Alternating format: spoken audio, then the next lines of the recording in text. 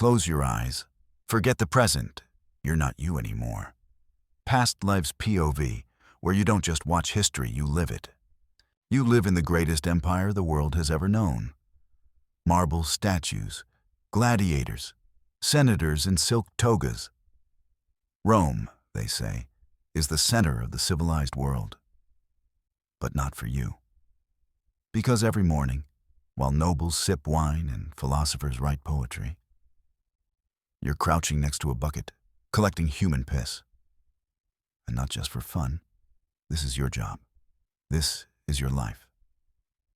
You are a urine collector in ancient Rome, and it sucks. You were born in the Subura, Rome's crowded, filthy slum, a place where 10 people sleep in one room, where rats are more reliable than water. Your father, a failed baker, your mother, gone before you were 10. You've never seen the inside of a bathhouse, unless it was your job to clean the drain. You don't know what a philosopher is. You barely know your own birthday. But you do know one thing. Piss is money. And for a man like you, with no skills, no connections, and no way out, it's the only thing the city lets you touch without arresting you. It started with a question. Hey, want to make a little money? A friend of your cousin said they needed help. Nothing violent, nothing illegal, just dirty. You figured, how bad could it be?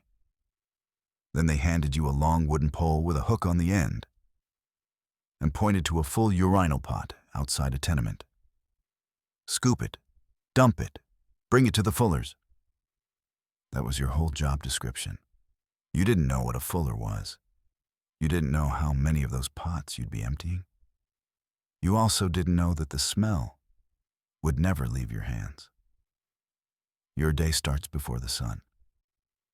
Why? Because if you're late, the good piss is already gone.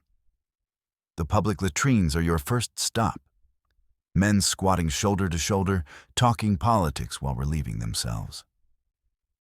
You stand off to the side, waiting like a sad pigeon. When the buckets under the benches fill up, it's your turn. You reach in with your pole, hook the clay jar, and carefully pour it into your cart. Then comes the real work. The urinal jars left in doorways. Some are clean, most are not. Some splash, some break. Some people don't like that you're taking their family's pee. One time, an old woman threw her sandal at you. Another time, a drunk aristocrat urinated directly into your collection cart and yelled, "Pay me for the fresh stuff." You didn't laugh. You bowed and thanked him because you needed the work. And here's the kicker. This wasn't just about waste. In Rome, urine is a business. You deliver it to the fullers, the men who clean clothes for the elite. And how do they clean those fine white togas? With a mix of water, ash, and your precious yellow cargo. Why? Because urine contains ammonia, a natural cleaning agent. That's right. The same liquid you just scooped from under a public bench ends up scrubbing the senator's silk. They stomp on the clothes with their bare feet in big tubs of the stuff. The end result? Sparkling white togas that reek like they've been soaked in hell. And guess what? The emperor taxes the pee. That's right. Emperor Vespasian literally taxed urine collectors. You, the bottom of the bucket, are helping fund the empire. You don't have a uniform. You don't have a title. But everyone knows what you are. By your smell. Children wrinkle their noses. Noblemen cover their mouths when you pass. Some people call you pee slave. Others call you worse. You've tried washing, the public fountain, perfumed oil, sand scrubbing. Nothing works. The smell is in your skin, under your nails, even your breath. No woman looks you in the eye. Even the prostitutes avoid you, And yet, the city needs you. You are invisible but essential. You are shameful, but paid. Barely. Most people think your job is just disgusting, but it's worse than that. It's dangerous. You carry buckets through crowded alleys. People shove you. Mugs try to rob you. Drunks knock over your cart just to watch the spill. You've been beaten, spat on, stabbed, all for a cart full of piss. One night, a gang tried to steal your collection to sell to another fuller. You tried to stop them. They shattered a jar on your head. You woke up in the street, covered in what you were paid to collect. And the worst part? You can't even afford a doctor. Your arm still hasn't healed right.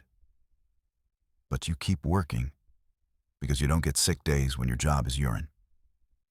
You once had dreams, not grand ones, just cleaner ones. You wanted to be a chariot cleaner, or a bricklayer, maybe even a fishmonger.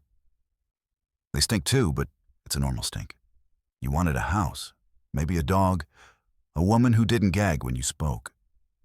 But that was years ago. Now you just want to sleep through the night without your fingers cramping. You want one day where your nose doesn't burn. You watch men go to the bathhouses. You watch senators speak in marble halls. And you think, they'll never know the weight of my buckets. And they won't. You are Rome's dirty secret. Part of its shine hidden in its stink. And now you know. The worst job in ancient Rome wasn't a gladiator. It wasn't a slave in the mines. It was you, the urine collector. Not because of the smell, not even because of the danger, but because you were needed and treated like nothing. Your name won't be remembered. Your face will fade. But the roads you walked, soaked and stained, are still there. And maybe that's enough. If you lived this life, could you have handled it? Would you survive Rome at its worst? Let us know in the comments. And subscribe to Past Lives POV for more stories where you don't just learn history, you live it.